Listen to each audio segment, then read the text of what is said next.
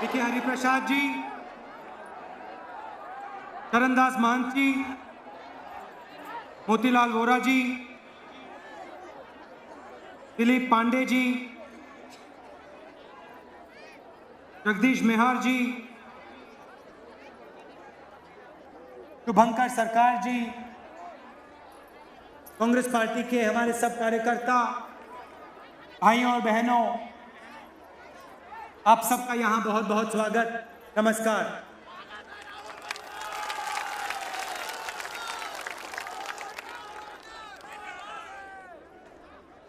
ये नंद कुमार जी की कर्म भूमि है और मैं जब अभी ये लिस्ट, नाम की लिस्ट पढ़ रहा था तो मैं अपने सिर में सोच रहा था कि उनका नाम भी यहां होना चाहिए था। अगर आज उनका नाम यहां नहीं है और मुझे उस बात से दर्द होता है।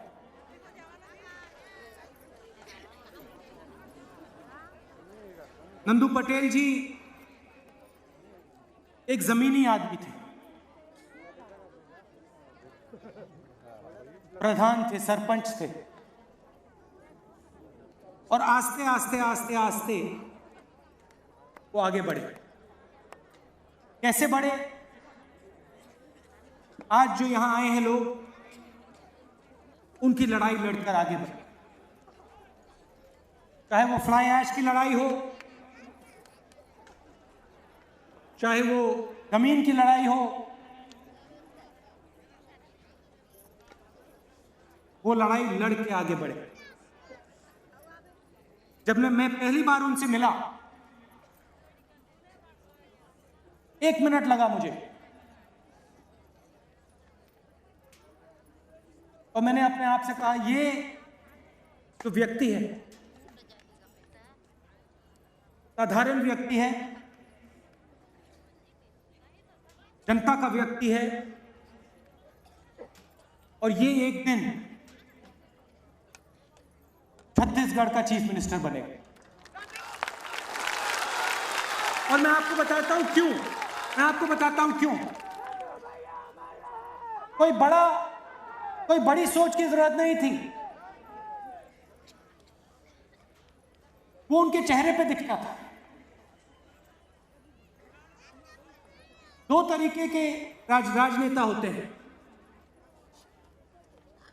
और काफी आसानी से पता लग जाता है। अगर आप पूछें, भाई आप क्या करना चाहते हो, एक आपको कहेगा कि मैं चीफ मिनिस्टर बनना चाहता हूं, मैं एमएलए बनना चाहता हूं, और दूसरा व्यक्ति होता है जो कहता है मैं जनता की लड़ाई लड़ना चाहता हूं।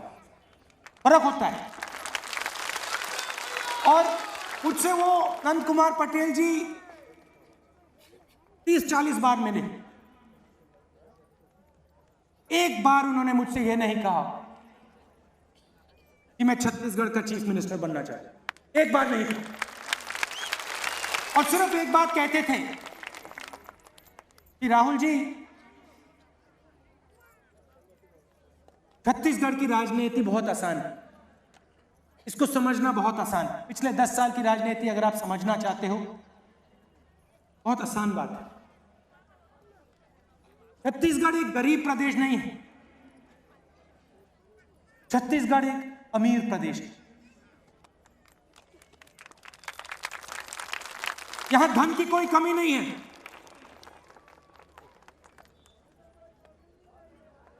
लोगों में कोई कमी नहीं है, मगर जो लोगों का धन है, चाहे वो जंगल हो, चाहे वो जल हो, चाहे वो माइंस हो, जो जनता का धन है, वो उनसे छीना जा रहा है, खुलेआम जनता से चोरी की जा रही है। और उन्होंने मुझसे कहा कि मेरा एक ही लक्ष्य, कि जो ये मेरे लोगों की शक्ति उनसे छीनी जा रही है, जो उनका धन उनसे लूटा जा रहा है, मैं उनको यह धन वापस देना चाहता हूं।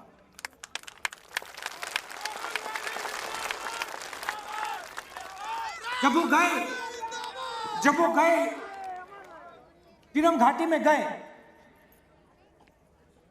उससे पहले उन्होंने बताया मुझे कि भाई मैं यात्रा करना चाहता हूं, पूरे छत्तीसगढ़ में मैं जाना चाहता हूं, यात्रा करना चाहता हूं और लोगों को समझाना चाहता हूं कि भाइयों और बहनों, आपसे आपकी शक्ति छीनी जा रही है। और मैं हर कस्बे में जाना चाहता हूं, हर गांव में जाना चाहता हूं, युवाओं को बताना चाहता हूं, महिलाओं को बताना चाहता हूं, क्योंकि ये मेरे दिल में दर्द है और ये मैं लोगों को समझाना चाहता हूं छत्तीसगढ़ के। और मैंने उनसे कहा, देखिए बस्तर की बात उठी कि मैं बस्तर में जाना चाहता हूं और हमारी मीटिंग होती है। उस मीटिंग में मैंने कहा कि देखिए मैं समझता हूं कि आप जाना चाहते हो, मगर सिक्योरिटी का भी आप देखिए। उन्होंने कहा मुझे कोई फर्क नहीं पड़ता। मैं छत्तीसगढ़ के लोगों को बताना चाहता हूं कि उनके खिलाफ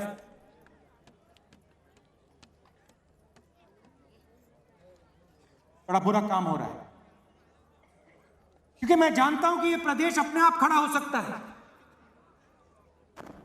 अगर इस धन को सचमुच में महिलाओं को दिया जाए, अगर इस धन को सचमुच युवाओं को दिया जाए, तो यह पंजाब, हरियाणा, आंध्र, तमिलनाडु, दिल्ली जैसे खड़ा हो सकता है।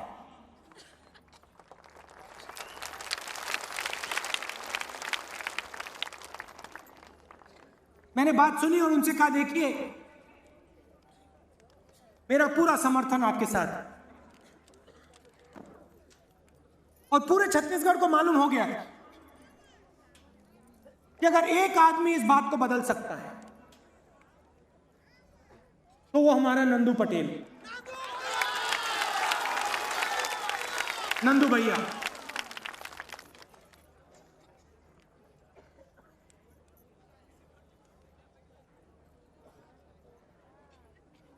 और वो 5 साल चीफ मिनिस्टर नहीं रहता।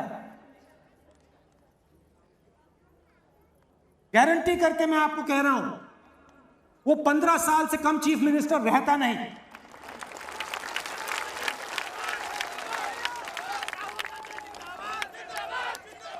उनकी सोच क्या थी? उनकी सोच क्या थी?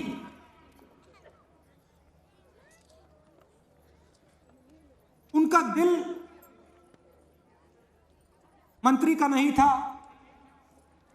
चीफ मिनिस्टर का नहीं था, एमएलए का नहीं था, उनका दिल सरपंच का था, जमीनी आदमी का दिल था।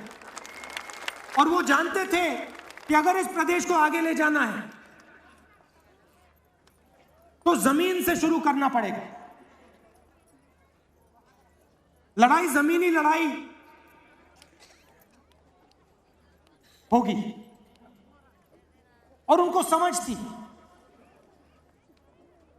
गांव के बारे में समझ थी, थाने के बारे में समझ थी, बिजली के बारे में समझ थी, पानी के बारे में समझ थी। उनके बारे में एक कहानी बताना चाहता। मैंने किसी कांग्रेस नेता से पूछा, भाई ये नंद कुमार पटेल जी जमीनी आदमी है, ये आगे कैसे बढ़े, हिस्ट्री बताओ मुझे। और उसने कहा, देखिए बहुत साल पहले एक चुनाव हो रहा था और हम एमएलए कैंडिडेट को ढूंढ रहे थे, बाई इलेक्शन। सीनियर नेता थे और हमारी बात चल रही थी और हम चुन नहीं पा रहे थे। अगले दिन मेरे पास एक व्यक्ति आया और उसने मुझे बताया, देखिए पूरे छत्तीसगढ़ में एक ऐसा गांव है जहां विपक्ष का कोई नेता नहीं घुस पाता है।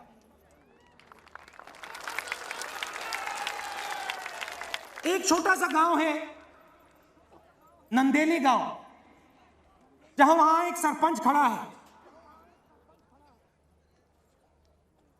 जब विपक्ष के लोग अंदर जाते हैं, पूरे गांव के दरवाजे बंद हो जाते हैं।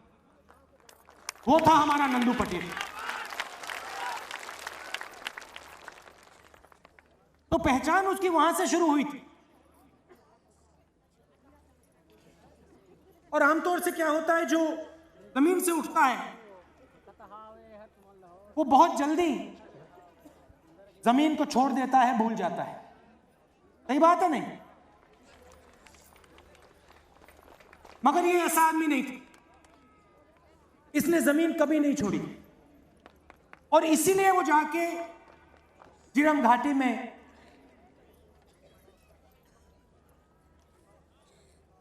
उनकी मृत्यु हुई, क्योंकि उन्होंने जमीन नहीं छोड़ी और उन्होंने कहा चाहे कुछ भी हो जाए, मैं जा रहा हूं, मैं जमीनी आदमी हूं। और जो उनकी सोच है वो कांग्रेस पार्टी की सोच है। चाहे वो आरटीआई की बात हो, चाहे वो मनरेगा की बात हो, चाहे वो भोजन के अधिकार की बात। हमारा कहना है कि ये शक्ति आप में होनी चाहिए, गांव के लोगों में होनी चाहिए, इन महिलाओं में होनी चाहिए, इन युवाओं में होनी चाहिए। आपकी शक्ति, आपका पैसा, आपका धन आपका होना चाहिए, वो हम कहते हैं।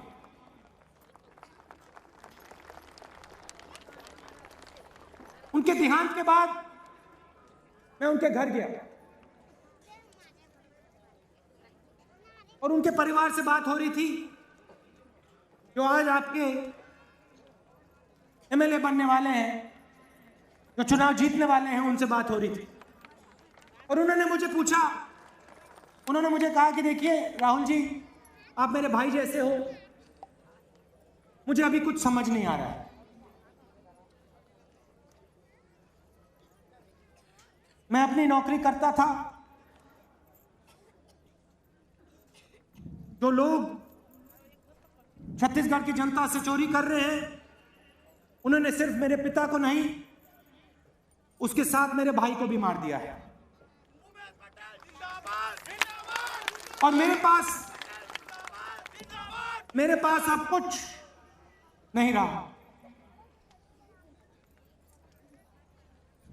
मैंने उससे कहा, देखो मैं तुम्हारे साथ खड़ा हुआ हूं और मैं तुम्हें एक बात बताना चाहता हूं,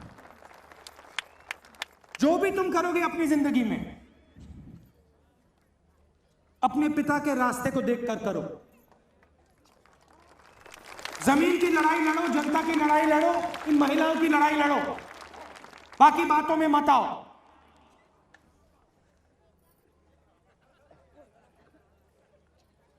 छत्तीसगढ़ को नंदू पटेल की याद रहनी पड़ेगी, क्योंकि उसी में से आपका रास्ता निकलेगा।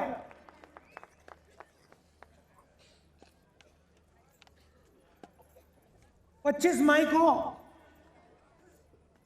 नंदू पटेल को मारा गया और झीरम घाटी में मारा गया। आम आदमी के लिए, दलितों के लिए, आदिवासियों के लिए इस प्रदेश में हर दिन 25 मई है और हर जगह झीरम घाटी है। और यह सिर्फ नंदू पटेल की लड़ाई नहीं थी। जब महिलाओं पे अत्याचार होता है, वो दिन भी 25 मई होता है, वो जगह भी झीरम घाटी होती है। जब किसी युवा के सामने से शिक्षा छीनी जाती है, वो दिन भी 25 मई है, वो जगह भी झीरम घाटी है। आपके साथ हर रोज है, हर दिन अत्याचार हो रहा है, हर जगह अत्याचार हो रहा है।